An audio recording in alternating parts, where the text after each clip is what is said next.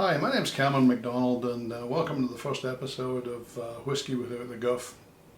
By whisky we mean single malt Scotch whisky, like this stuff. And by guff we mean just nonsense, foolishness, stupidity. And why do I feel there's a need for a new vlog on this? Well, it's quite simply because I think most of the ones that are out there, not all, but most, are pretty useless and they're misguided. I think the whisky business has sort of lost its way a little bit. Instead of just drinking it and saying, boy, this is good, I like this and I like that, or global terms like, oh, it's a nice warm thing or something, what you get is a dissection, like a elementary English class where they're parsing sentences and saying, oh, that's a pronoun and that's a verb and everything, as if somehow that's a guide to literature. Whisky should be treated like a beautiful piece of music, where you don't sort of say, oh, you know, he's needing another couple of semi-quavers or something. Rather, you just appreciate it, and that's what you should do with whisky. And yet, if you look at some of these websites, what you hear is a dissection and lots of stuff about notes and tones and hints and suggestions and explosive aftertastes of jasmine and all kinds of guff. And from that you learn nothing, because who do you ever know that bought a bottle of whiskey because some guy said it had tones of vanilla coupled with licorice on the finish, or who didn't buy a bottle because, no, I just don't like licorice. And if you like licorice and stuff, go and get yourself a wee bag of licorice. It's cheap, sniff it or chew it or whatever you like. But don't confuse that with drinking whiskey. Whiskey is a beautiful drink, and yeah, you can sense some things in the whiskey that weren't put there. For example, the only things you're allowed to put in whiskey are water, yeast and barley. That's it. And so all this stuff about, oh, I'm getting notes of sea foam, and I mean, who the hell eats sea foam or white oak or something? Can you imagine buying, instead of a steak, buying you know, a side order of steaming peat or something? It makes no sense at all. So I don't think it's very useful. And this vlog is a wee bit like taking the blue pill. You're going to go from learning a bunch of useless stuff or being intimidated by it to being informed with common sense, where you're the judge, not me and a few of my crackpot friends who I'll use to explain things and show things and demonstrate things. But you can actually, and not only can you be the judge, but you'll prove to yourself the veracity, oh, nice word that, didn't expect that from somebody with a Scottish accent, of what we're saying here. And it's a fun experience. So it's a hands-on, it's like drinking training, if you like. So instead of learning how to sniff and paw the earth and stick your nose in the air and show off in yacht clubs, what you're going to learn is practical stuff that shows you this is good and this is why it's good and this is how good it is and blah blah blah. It's value for money. It's a damn good drink. Something you can enjoy with your friends.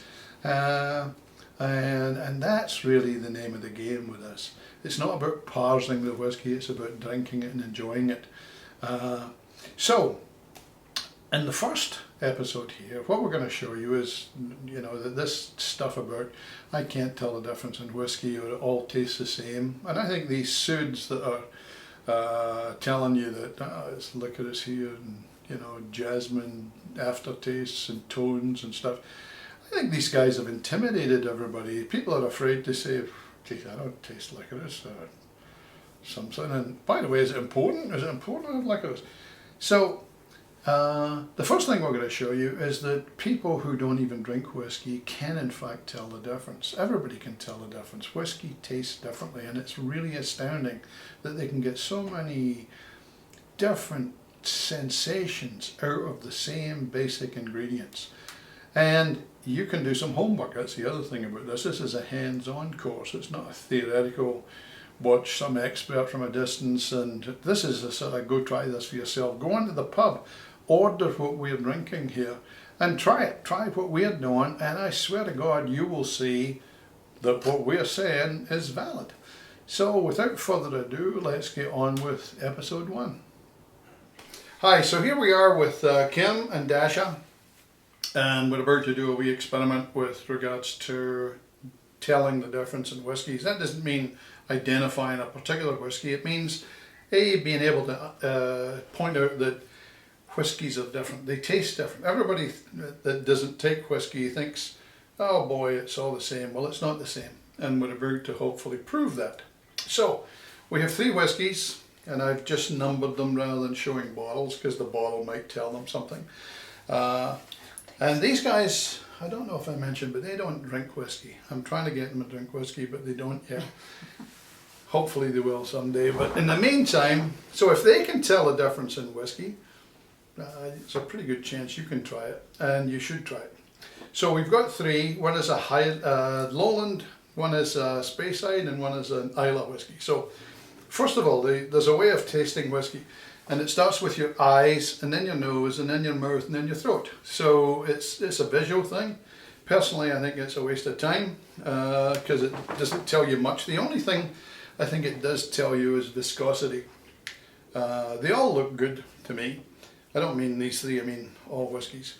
But anyway, just looking at those things, what do you think is the strongest whiskey? And I don't mean the alcohol content. I mean, which one of them suggests to you that it would be easy to drink versus kind of, oh boy, that's strong? Maybe number 2? Number 2? I think 1. You think 1? 1. Okay, which one do you think would be the weakest of the lot? 3. 3. This, by the way, is 3, 2, 1. It's organized according to us rather than the camera angle.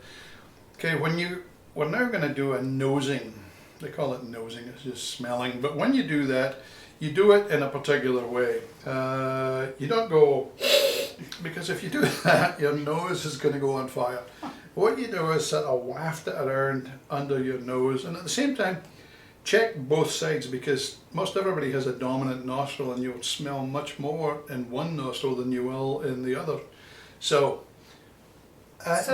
is this like wine where you kind of swirl it yeah, a bit first? Yeah, good point. Oh, yeah, okay. You should swirl it because you're trying to get vapors off it. So give it a good swirl. Good swirl. Okay. Does it matter which one we start with? Not at all. Okay. So I'll try this one then. Okay. Now side. Either side, try both.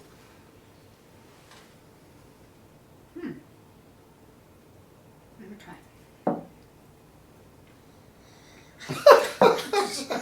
It was that good, huh?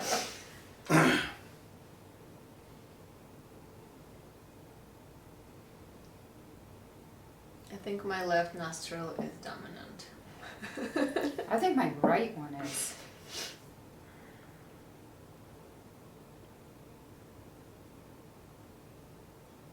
Okay. So first of all, can you tell the difference? I mean, would you think 2 of those were the same? No. No. So you can't tell There's the a difference. You don't know difference. exactly what they are.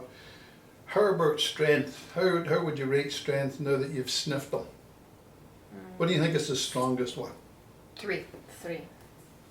And that was the one that's the clearest. Yeah. What do you think is the weakest one? Maybe number 1? I think for me they're kind of both around the same. Good. I don't know. Can I try it again? Good. Absolutely. Fill your boots.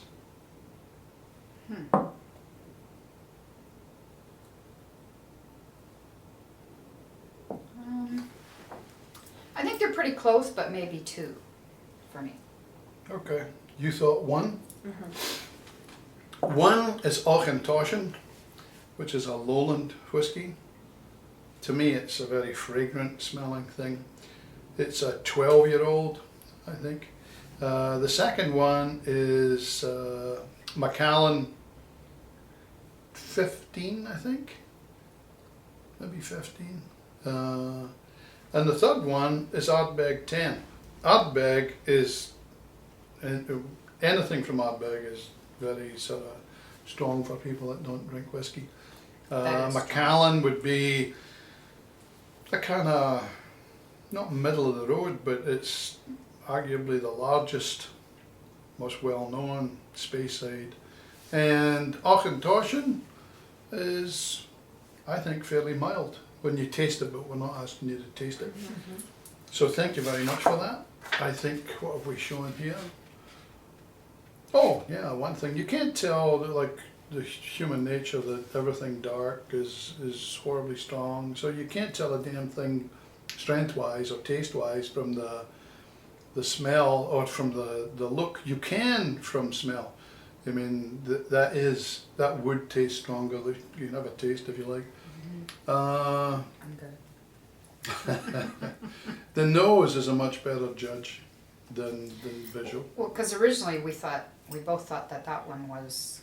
Yeah, because it looks like water. When whiskey's made at first, when it comes right out of the still, it's clear. It's like water. It only gets the colour from the casks. So you can't tell a difference. And you do have a dominant nostril. Yours is left. Mine's right. And the idea that, I mean, part of the guff about the whiskey lower is that all of them taste the same. They clearly don't taste the same. So, thank you very much indeed. Thank If you you. want to woof Thank these, you. go ahead. Oh, they're going to woof it. I actually want to try this one. This is the Ardbeg Ardbeg. 10. and this is the one Stu likes. Yeah.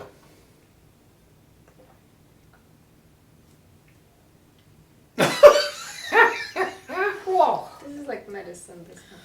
Oh, and try that one. If you think that one's medicine, Whew. try your Auchentoshan or try the I Macallan. like Auchentoshan, but I like the 3 wood, right? This is not that. This is not that. This is not that. that one is. I'm with you. No, I have to say that you normally wouldn't stop like Oh my your eyes watering. You See, wouldn't. actually, that's not bad. I don't mind that one. Yeah, that's the That- weakest, yes? Yeah. Hmm? That's the weakest one. Auchentoshan. Well, in terms of alcohol, this is 40. This is 43, and this is 46% alcohol by volume. But 43 is a normal thing for most whiskies these days. Try the Macallan. Did you try that? No.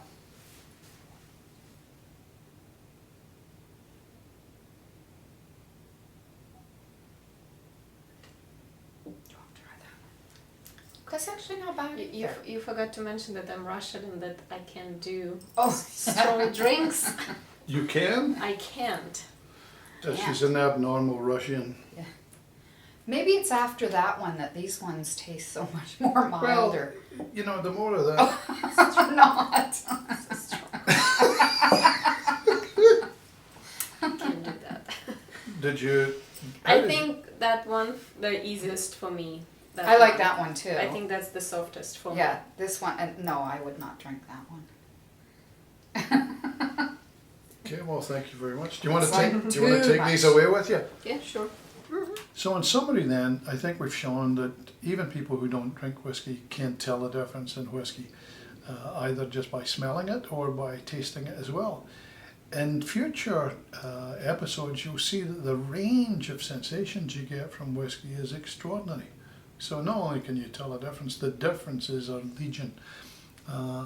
In terms of a homework assignment, what I recommend you do is form a little group, almost like a book club. Not too many of you, but enough that you can share with your friends and have a regular event, go to the pub.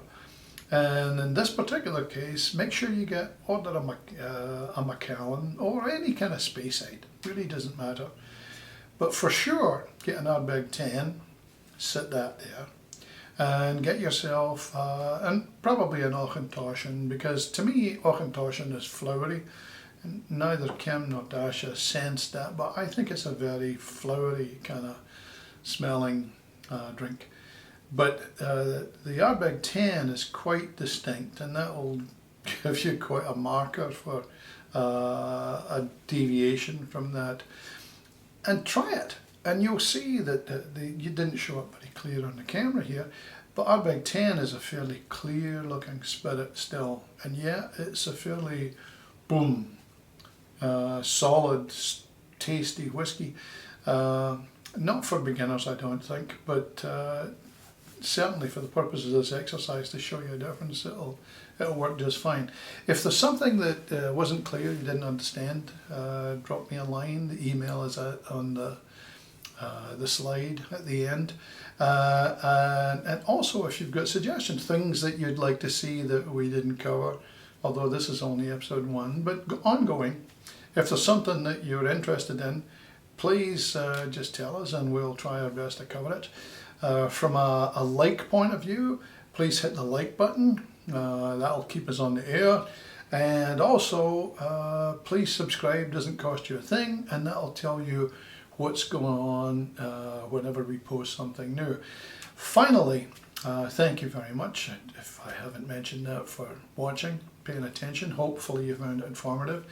The next episode, we're going to talk about casks and something called the angel share, and also why this thing about age, there's another thing going on. It's got more gravitas than a lot of the other guff about wood chips and God knows what, and that's age. The premise is that the older a whiskey gets, the better it gets. We're going to talk about that too. So meantime, thanks very much for watching. I'll see you in the next episode.